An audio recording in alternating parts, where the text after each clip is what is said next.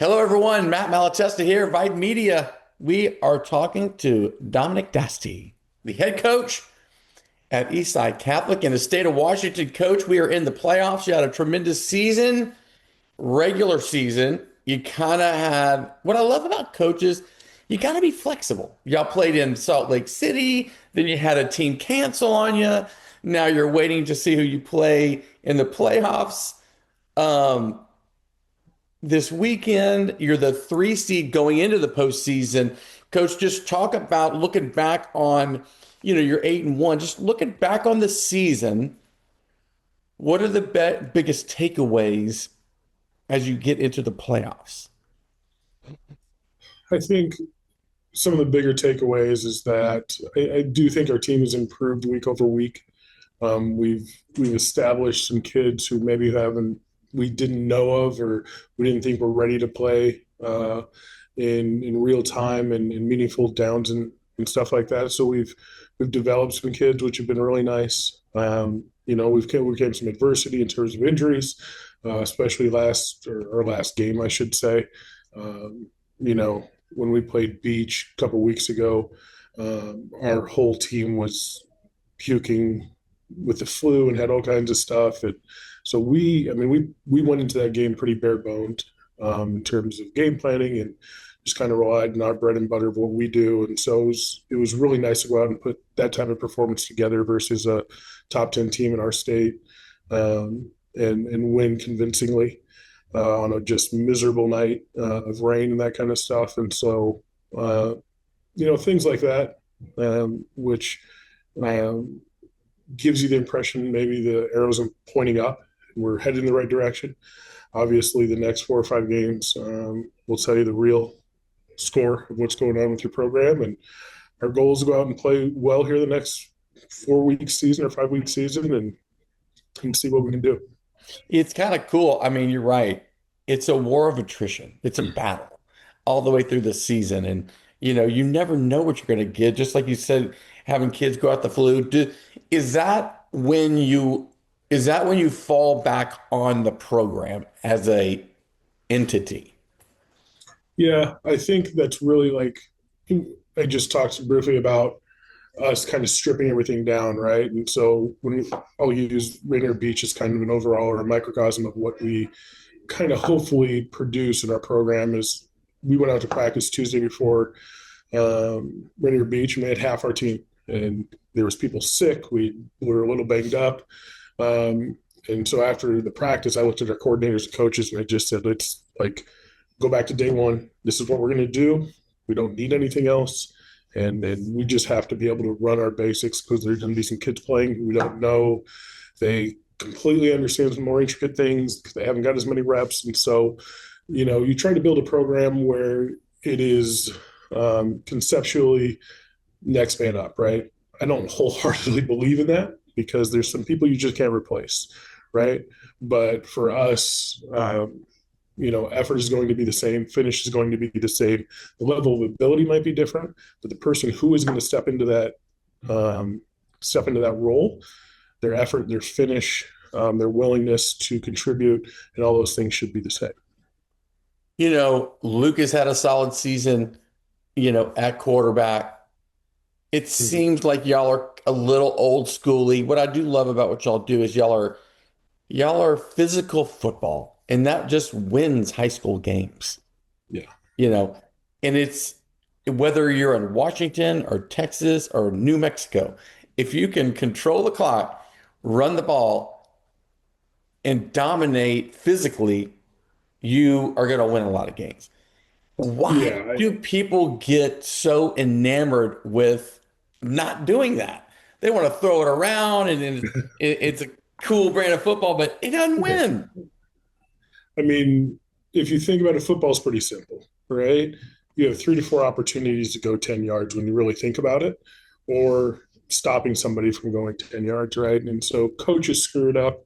We make it more um, complicated at times than it needs to be, right? There's a coach in our staff, our offensive line coach, Coach Benz, and he just bangs me over the head with fundamentals, right? That's all that matters. And so we try to hang on to that. And if you can move somebody against their will, or stops somebody from trying to move you, you're going to have a pretty good day, right? And so, like I said this before, we try to base our whole program off of our offensive, defensive line, and our fronts, and so we feel like if we can control the line of scrimmage, we're going to have a pretty good day. And it's just we hope it's ingrained as part of us in terms of being a physical football team and taking the fight to people as opposed to being the nail, not the hammer. We're talking on a Tuesday. You don't know who you're playing with or playing against over the weekend in the playoffs. How hard is that to, not know what the game plan is? You know your game plan, but not knowing who Yeah. you play until the middle of the week. Yeah, it's not my favorite thing to do. I wouldn't have scripted it this way. Adapt and overcome, as they say. But we'll know tonight. Play the winner of a playing game that's being played in Eastern Washington tonight, and so control what you can control. Right? We look at it as these are Monday and Tuesday. We're 2 more days we can focus truly on ourselves and still working out some of the details of our self scout and what we had done throughout the season. So. We'll get the film later tonight. It'll be a long night tonight and tomorrow, the next couple of days, but we'll keep working through it. And, it is what it is. I can't control everything. Do we want it this way? No, but this is the hand we're dealt. We'll work with it. What is it like now, when you begin the season, oh man, we got 3 months, now it's win or go home.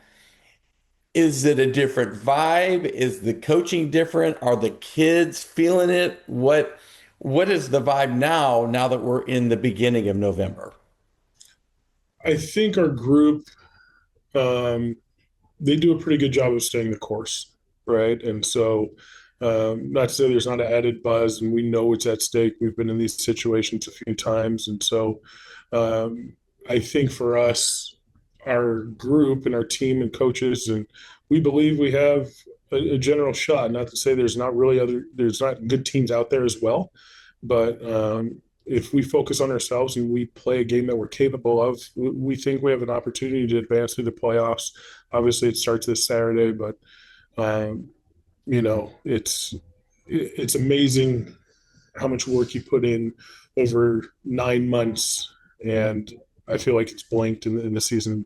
The regular season is over, right? And so obviously the stakes are a little higher. There's less room for error, and so I think that does weigh on you as a coach and a player, and every detail needs to be buttoned up. Every scenario and situation needs to be thought through. And so hopefully you get it covered and your kids are prepared.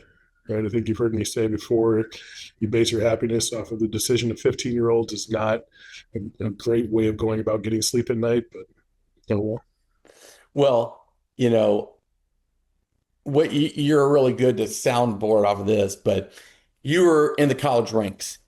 The college game and the college coaching situations across the country is gone bananas. What do you make of all of the job openings and expectations, and just the college game is so radical right now as it relates to transfers, to NIL, to coaching changes. What's your thoughts on the college game? So, part of me is glad I'm not in that situation anymore. Some of me wishes I still had the ability to coach college, or still had the opportunity, I should say. And so we live in a right now society, right? And so university presidents, athletic directors, fans, communities want things done now. They want to win now, right? And so there's other examples of that happening across the country in terms of other programs getting taken over and becoming overnight successes. And so everybody wants to be that. And I think everybody wants to be relevant always. And so it's a tough situation. I think, I was told this when I got into coaching. You have a 30-year mortgage and a 1-year contract. So you do the math and see how that works out for you. And there's two types of coaches: those that have been fired and waiting to be fired.